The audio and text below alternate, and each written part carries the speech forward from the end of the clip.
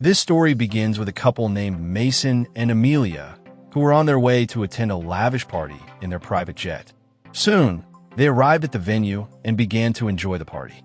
After a while, they met Perez, the wealthiest man among them and the host of the party. In conversation, Mason mentioned his car collection and his passion for cars. Hearing this, Perez was also pleased, as he too had a fondness for collecting cars. He then took Mason and Amelia to his private garage to show them his car collection. Perez showed them his favorite car, valued at approximately $200 million. Seeing this car, Mason and Amelia wanted to sit inside and experience it. Perez agreed to their request and allowed them to sit in the car. As soon as Amelia got into the car, she signaled a hacker named Link. Upon receiving the signal, Link turned off all the lights in the garage. In the meantime, Mason's men attacked Perez, knocking him to the ground. Seizing the opportunity, Mason started the car and fled the scene. It's then revealed that Mason and Amelia are professional thieves, and their sole purpose for attending the party was to steal this car. They then loaded the car into a large truck and began to flee the country. However, before they could succeed, an FBI team started chasing them. Seeing this, Mason wondered how the FBI knew about their plan. But as soon as Amelia pointed her gun at Mason, all his confusion immediately cleared. Here, the story takes a twist, revealing that Amelia was not a thief at all, but an FBI agent. She had only pretended to be in love with Mason to catch him red-handed. Mason was heartbroken to learn this, as he truly loved Amelia. Nevertheless, he instructed his team to proceed with Plan B. Upon receiving these orders, they drove all their cars into the river. Due to Plan B, they couldn't steal the car, but they narrowly escaped being caught by the FBI. We then see a scene 3 months later, where Mason had given up stealing and was living a normal life outside the city. One day, Mason's younger brother, Sean, came to him and told him that he was planning to rob a bank and wanted Mason to join him. However, Mason refused, saying he was retired and didn't want to get into any new trouble. Sean tried hard to convince him, but when Mason didn't budge, Sean left. Before leaving, he gave Mason a phone so that if he changed his mind, he could join the plan. 3 days passed quickly, but Mason's decision remained unchanged. On the day of the robbery, Link called Mason and asked why he was so late for today's heist. Mason was surprised to hear this because he had refused Sean for this mission. Sean had told his team members that Mason was ready to join the plan. Initially, Mason was very angry, but to handle the situation, he had to reluctantly join Sean's plan. Meanwhile, we see Sean sitting in a coffee shop outside the bank because the bank manager came to that coffee shop every day for coffee. As soon as the manager arrived at the coffee shop, Sean approached him and took him hostage at gunpoint. He then started to take the manager into the bank, but just then, Mason arrived and stopped them from going inside. Mason told Sean that his plan wasn't good and that they would all get killed. Sean replied that it was useless to talk about it now because their team had already entered the bank. After that, the three of them entered the bank, where Mason saw that all his team members were disguised and blended in with the common people. Sean took the manager to a corner and asked him to open the door, but instead, the manager set off the bank security alarm. As soon as the alarm rang, chaos erupted throughout the bank, and the bank security guards started firing at the robbers. However, Mason's team easily dealt with these guards and took all the customers in the bank hostage. Now, Mason asked Sean what his actual target was.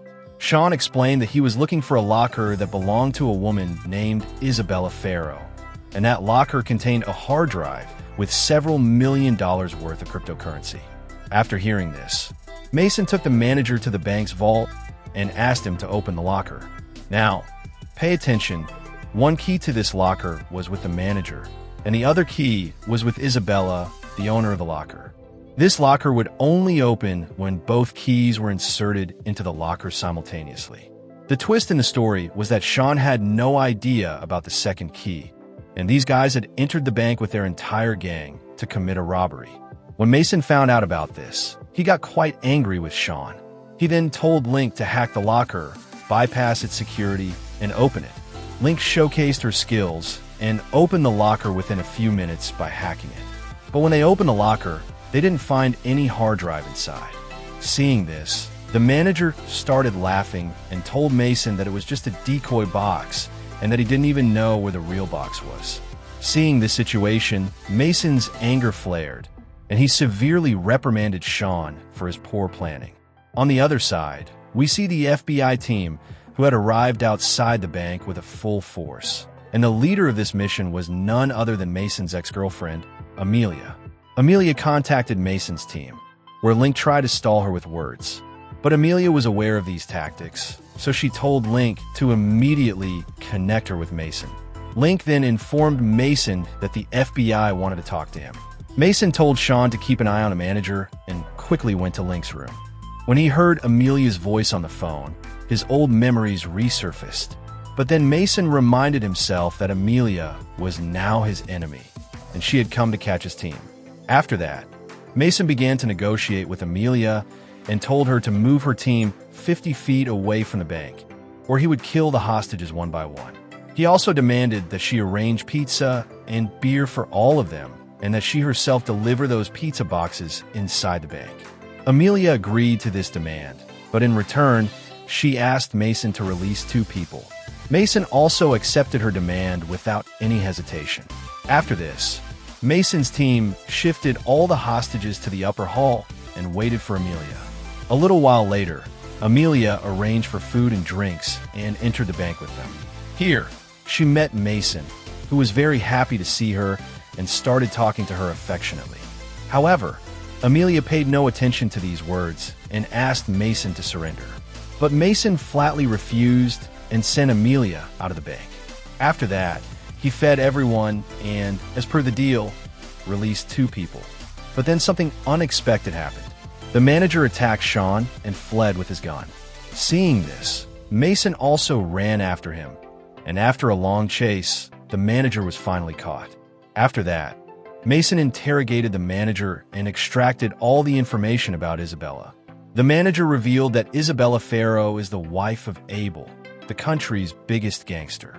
He said that Abel is a very dangerous gangster and has the support of all the powerful politicians in the country.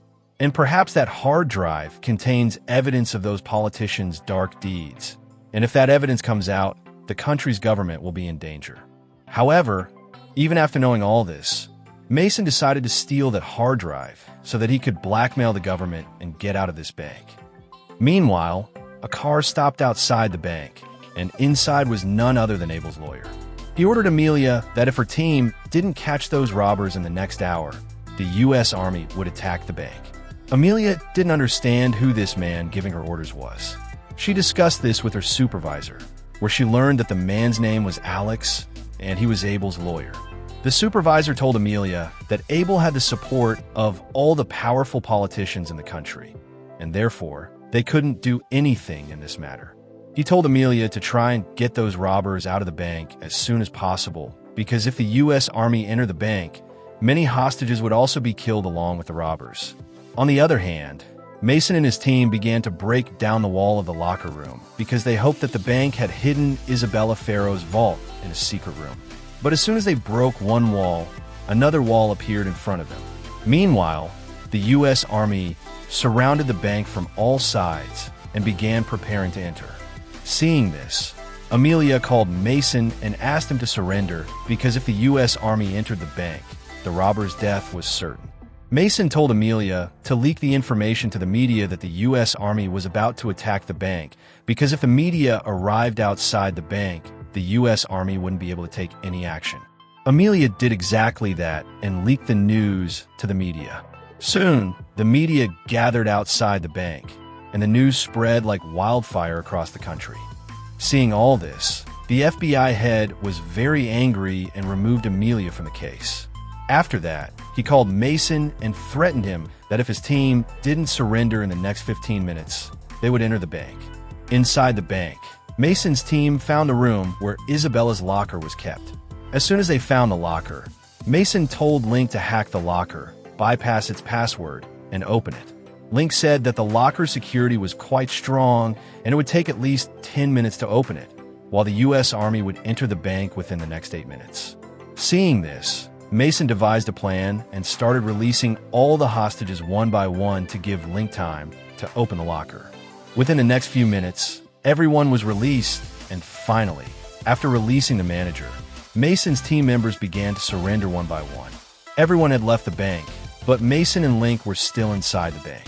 Seeing this, the FBI head got very angry and ordered the U.S. Army to enter the bank and shoot Mason on sight.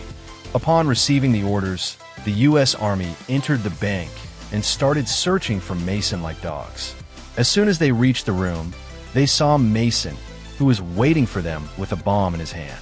Before they could think, an explosion occurred, and all the U.S. Army soldiers, including Mason, were killed. And in this way, Mason lost his life due to Sean's poor planning. If you also think so, then wait a moment, because now a big twist is about to come in the story. A few months after this incident, Amelia resigned from the FBI because she didn't want to work with these corrupt people. After this resignation, she went to a private island for her vacation, where Mason was already waiting for her. Here it is revealed that Mason and Amelia were on the same team from the beginning, and they deliberately failed the car theft from Perez so that the FBI would believe Amelia. After this, the story goes into a flashback, and we see the story a little before that explosion. When the U.S. Army entered the bank, Mason made a demand that he wanted to meet Abel's lawyer, Alex. Reluctantly, they had to accept Mason's demand because all the evidence was still with Mason. A little later, Alex came to meet Mason, where Mason threatened him, saying that if he didn't deposit $500 million into his account, he would make all this evidence public. Along with this, he would have to give him and his team a new identity so that they could start a new life with that new name. Since Abel's neck was in Mason's hands, he accepted all of Mason's demands.